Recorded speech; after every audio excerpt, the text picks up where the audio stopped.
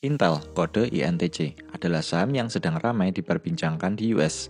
Selain harga sahamnya yang tahun lalu sudah turun lebih dari 48%, kini dividen juga terancam di-cut oleh manajemen. Di satu sisi, jika Intel berhasil melewati krisis ini, maka investor yang membeli Intel di harga sekarang akan mendapatkan yield di atas 5%, yield yang sangat tinggi untuk ukuran dividen growers. Selamat datang di channel Investor Receh. Di video kali ini kita akan bahas beberapa faktor yang harus diketahui bagi teman-teman yang memiliki sahamnya Intel. Kinerja kuartal 4 2022 jeblok, saham Intel langsung terjun bebas. Intel baru saja mengumumkan laporan kinerja kuartal 4 2022 yang hasilnya sangat mengecewakan. Revenue 14 miliar dolar, secara year on year turun 32%. Gross margin 39,2%. Ini turun dibandingkan dengan periode yang sama tahun 2021 sebesar 53,6%. Laba mengalami penurunan yang sangat parah, turun 114% secara year on year, dari 4,6 miliar dolar di kuartal 4 2021 menjadi rugi 661 juta dolar. Sebenarnya bukan hanya kinerja di kuartal terakhir saja yang mencatatkan kinerja yang mengecewakan, tapi sejak 2018, Intel sudah mulai menunjukkan kinerja yang menurun dengan konsisten. Hal ini bisa dilihat dari grafik penurunan revenue dan laba bersih dari tahun ke tahun yang terus mengalami penurunan. Ini adalah grafik gross margin Intel yang sejak 2017 terlihat terus mengalami penurunan. Di 2017, Intel memiliki gross margin 62%, di mana ini jauh berbeda dengan di 2022 yang hanya sebesar 42,3%. Outlook Intel untuk 2023 bikin investor cabut. Setelah memaparkan kinerja kuartal 4 yang begitu mengecewakan, investor juga dibikin tambah panik karena pernyataan dari manajemen mengenai outlook Intel di kuartal 1 2023. Revenue diprediksi hanya mencapai 10,5 hingga 11,5 miliar dolar.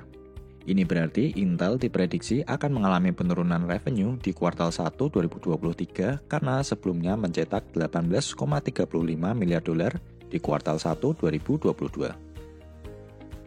Gross margin juga diprediksi akan turun lagi menjadi 34,1%. Tadi kita sudah lihat grafik gross margin tahun 2022 di 42,3%. EPS juga diprediksi akan tambah parah dari kuartal 4 2022 yang minus 0,16 dolar per share menjadi minus 0,80 dolar per share. Menurut saya, penurunan kinerja Intel cukup mengkhawatirkan, terutama bagi dividen investor, karena penurunan kinerja berasal dari bisnis utama mereka yang lesu. Bisnis utama Intel adalah Client Computing Group dengan revenue di kuartal 4 2022 sebesar 6,6 miliar dolar. Kemudian data center dan AI dengan revenue 4,3 miliar dolar. Sayangnya, kedua bisnis utama ini masing-masing mengalami penurunan di kuartal 4 2022 jika dibandingkan dengan periode yang sama tahun 2021. Client Computing Group turun 36%, sedangkan data center and AI turun 33%. Jika melihat total revenue tahunan, kedua segmen ini juga mengalami penurunan yang cukup parah. Client Computing Group turun 23%, sedangkan data center and AI turun 15%. Penurunan revenue ini juga disebabkan karena secara global pasar PC di sepanjang 2022 memang mengalami penurunan. Lenovo, HP, hingga Dell yang merupakan pemain utama, semuanya mengalami penurunan penjualan double digit. Walaupun sejauh ini dividen Intel masih rutin dan growing dengan yield di atas 5%, melihat penurunan kinerja seperti ini, saya rasa cukup menakutkan. Rencana Intel untuk bersaing dengan TSMC.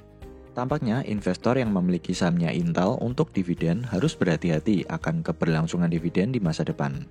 Karena selain kinerja tahunan dan kuartalan yang terus konsisten turun, Intel juga saat ini sedang membutuhkan banyak dana untuk rencana besar mereka bersaing dengan TSMC di industri foundry.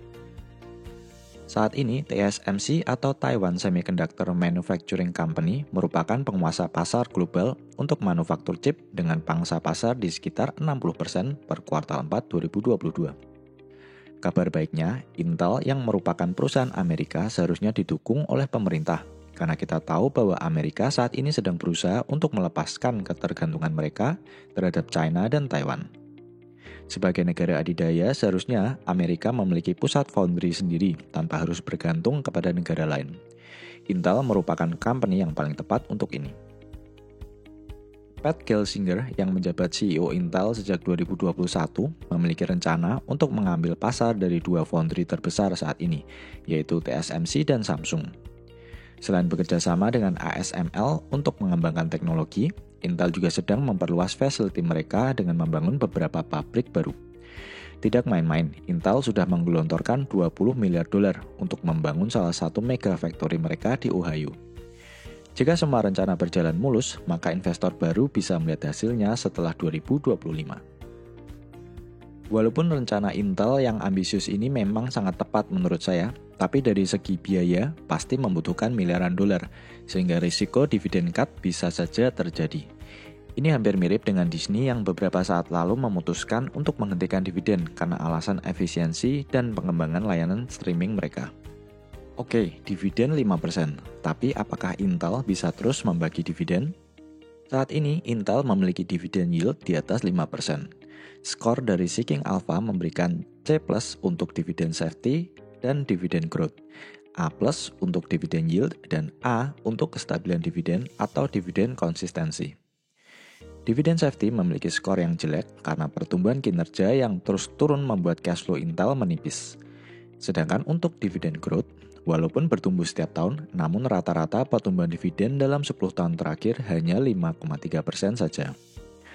Poin plus bagi investor yang membeli sahamnya Intel saat ini adalah yield mereka yang berada di rata-rata tertingginya dalam 10 tahun terakhir. Rata-rata yield Intel biasanya di sekitar 2 hingga 3%. Tapi saat ini yield mereka di atas 5% karena penurunan harga saham. Jika kita melihat secara historis di grafik ini, Intel sudah membagikan dividen rutin setiap tahun tanpa putus selama 29 tahun. Jadi dari semua bahasan kita barusan, ada dua hal yang harus diperhatikan investor.